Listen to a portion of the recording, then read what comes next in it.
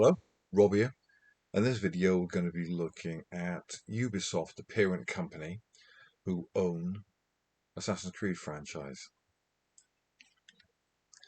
This is for section B of component 1, where you have to have an understanding of the key aspects of the media industries, so ownership and funding.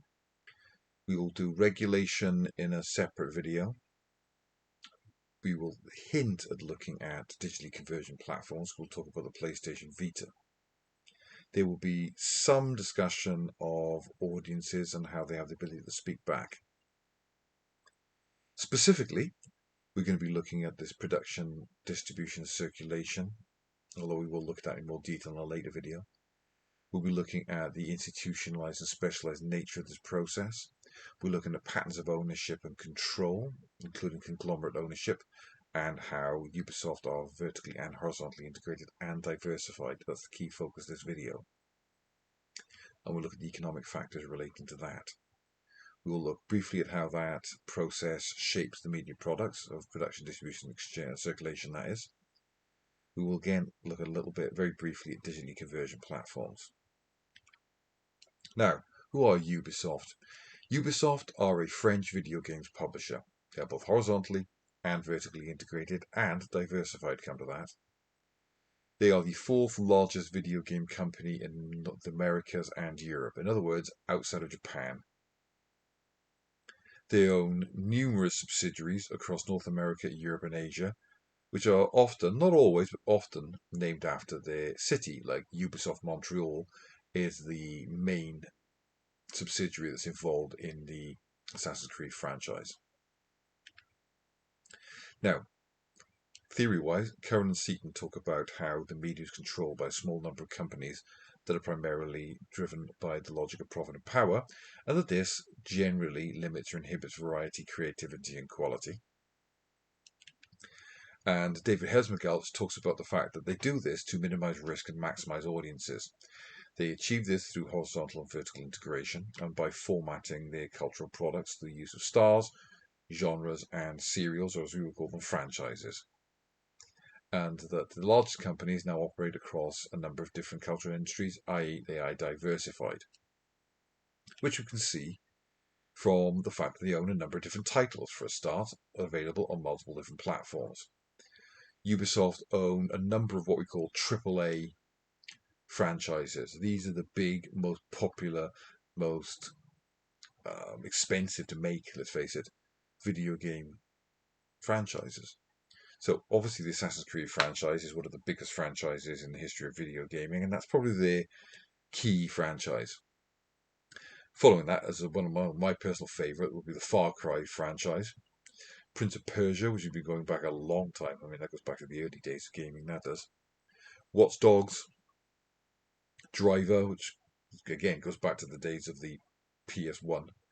And they own the rights to the Tom Clancy franchise, things like Ghost Recon, stuff like that. And Just Dance as well, which is very different from the rest of them. Now, if we look at their corporate structure, this illustrates how they're horizontally and vertically integrated.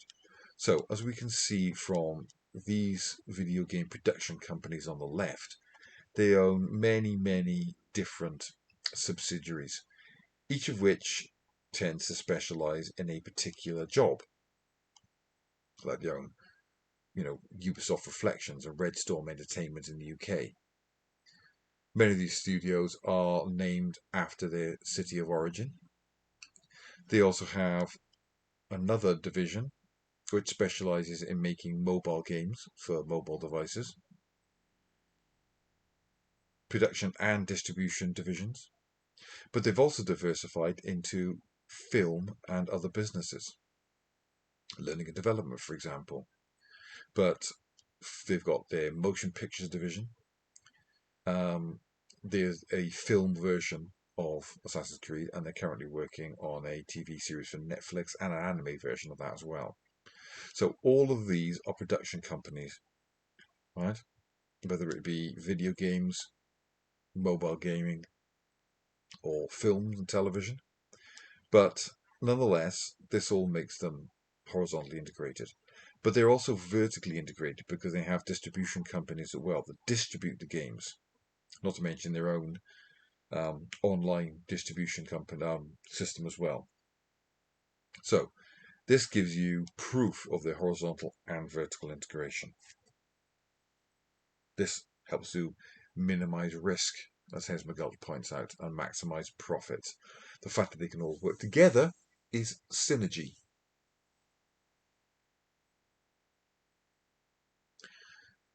They have this thing called Ubisoft Connect, which at the time of Assassin's Creed 3 was called Uplay. Uplay or Ubisoft Connect is a digital distribution and, importantly, digital rights management or DRM system. It is where you can buy games off Ubisoft Connect, Uplay as it was. It's also where you sign in so you can get you can collect rewards or you can have multiplayer gaming online and you can communicate with other gamers in a kind of social network kind of way. This is allowing them to both distribute the games, so they can make the games, they can distribute them via Ubisoft Connect, but it also allows them to control the digital rights management. In other words, it makes it much harder for people to pirate games. And if you want to play it online, you have to do it through Ubisoft Connect. Therefore, you have to have an official version of it, not a pirated one, in theory. Now, the video game industry, in terms of the wider context, has been through a bit of a transformation recently because of COVID, amongst other things. Going back to 2008 and the financial crash in 2008, which led to many areas of the media becoming far more conservative. But we've also seen the rise of online gaming and services like Stream, where you can buy video games online rather than have to buy physical boxed copies. So, if we look at the latest figures which came out last year, in the UK alone, the market for video game software, in other words, buying the games, is worth £4.5 billion.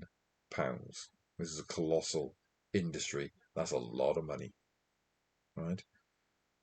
As you can see, most of that is for consoles, 1.7 billion. You'll notice that that has gone up by nearly a quarter, so 24% from the previous year. Mobile gaming's gone up by 21% to 1.5 billion. PC gaming up by nearly 15% to 669 million. Boxed software, which is where you're not downloading them online onto your device, but you're actually going to a retailer or some kind of buying a shiny plastic disc in a plastic box.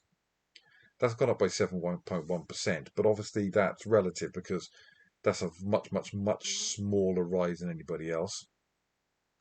And that reflects the fact that it was COVID and all the shops were shut, which is why the pre-owned market plummeted to 22.8%, which is £43 million. So, physical sales slumped. They were already in a slump. Going to what we call a bricks and mortar store, i.e. like Game in the high street, or going to a hybrid retailer like Amazon, where you're buying a physical product, but you're using an online catalogue to buy it. That's only gone up by 7.1%, which is not an awful lot, like I said. That represents an overall decline that was not just because of COVID, it was already happening. Sales of digital content, pure digital content, skyrocketed. An average of 20% increase across the different formats, whether it be mobile, consoles, or PC. This is tied in with faster broadband speeds, making digital downloads faster and more efficient. But also to do with the fact that consoles nowadays have increasingly larger storage of space. But a lot of it's about the fact we couldn't leave the house because of COVID. So video gaming took a massive spike during lockdown because people were locked in the house and couldn't go out, whereas other forms of entertainment, like going to the cinema or clubbing, plummeted. So that you could say that represents an unusual blip. It'd be interesting to see what the figures look like next year. Another thing to think about when it comes to product content and context is that one of the things we're looking at is Assassin's Creed 3. Now, that was originally released exclusively as a launch title for the now defunct PS Vita, which um, Sony cancelled earlier in the year. They don't make them anymore. That largely reflects the decline in people wanting a separate portable gaming console. Since the Assassin's Creed 3 Liberation came out, smartphones have become a thing. I mean, you were around in at the time of the PlayStation Vita's release, but they weren't as mainstream as they are now. So the idea of the Vita was to give a high definition gaming experience that was very close to that of the PlayStation 3, but on the move.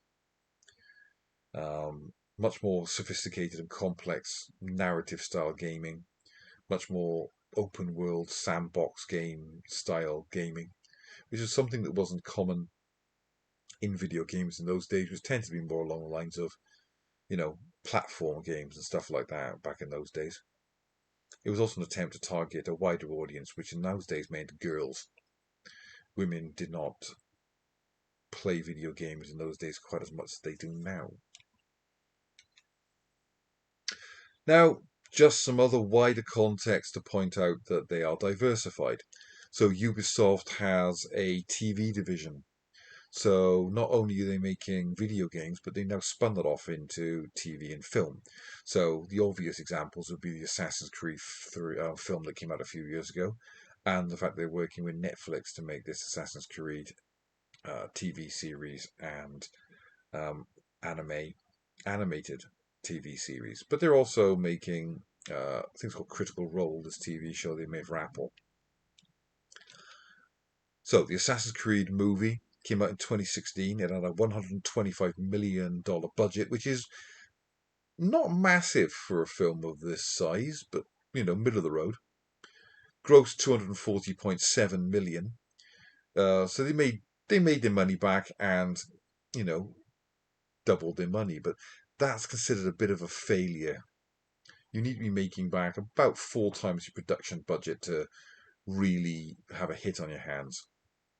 Because if you're spending 125 million to make your film, you're probably spending another 100 million on advertising it. So they made very little profit off this film. But it does show you that, they are no longer just a games company. They are diversifying into other areas. This links to Hesmagulch because they operate across a number of different cultural industries. As I said, don't know when it's coming out, but Netflix and Ubisoft are working on a Assassin's Creed TV series. I've been hearing about this for a while now, but there's no um, sort of like sign of it launching anytime soon.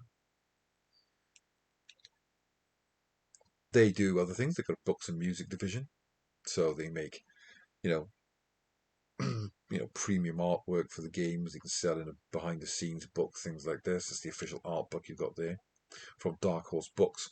Dark Horse are a comic book company that do the comic book adaptations of Assassin's Creed games. There's Ubiloud, which is their music division.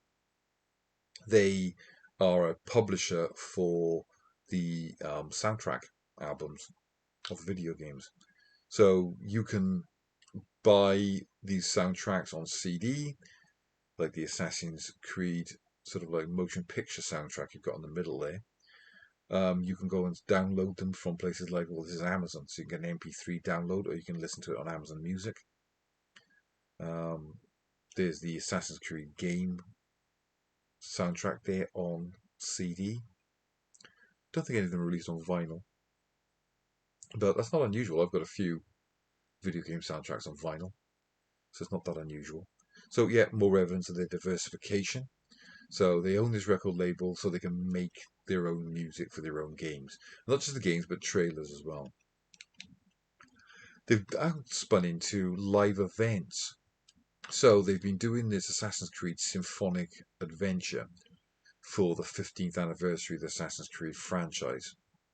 And what they're doing is 2 hour full symphonic orchestra, choir, and soloist performances of the soundtrack to the Assassin's Creed games for live audiences. They've been touring around the world with this. It's synchronized, so you've got like the orchestra and the singers and everything on stage, and then there's video game footage projected onto a screen behind them. This first premiered in October this year. So that's the world's first premiere. Going to be in Paris with a round the world tour carrying on later in the year. So, buy your tickets now. But a big part of video gaming nowadays is not just the games themselves, it's the transmedia offer. So, what we've got is this transmedia storytelling. So, we've got Assassin's Creed novels, we've got Assassin's Creed comic books, we've got Assassin's Creed audio plays and audio books, we've got all this kind of like transmedia storytelling that takes the story of Assassin's Creed and expands on it. So it gives you backstories and all this kind of stuff. So this is another way to squeeze as much money out of the Assassin's Creed franchise as you possibly can. The next big thing is that they're planning on building an Ubisoft theme park in Malaysia. What that'll look like is anyone's guess. I wonder if it's going to have a lot of, is it going to have an Assassin's Creed roller coaster? Is it going to be sort of like more VR experience? Who knows?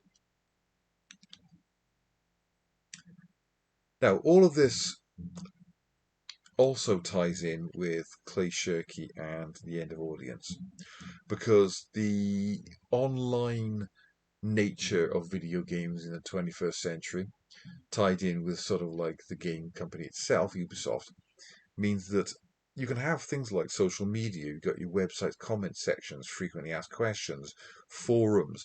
All of this gives the audience the ability to speak back to the company. Audiences become very powerful in the 21st century. You do not want to upset your audience.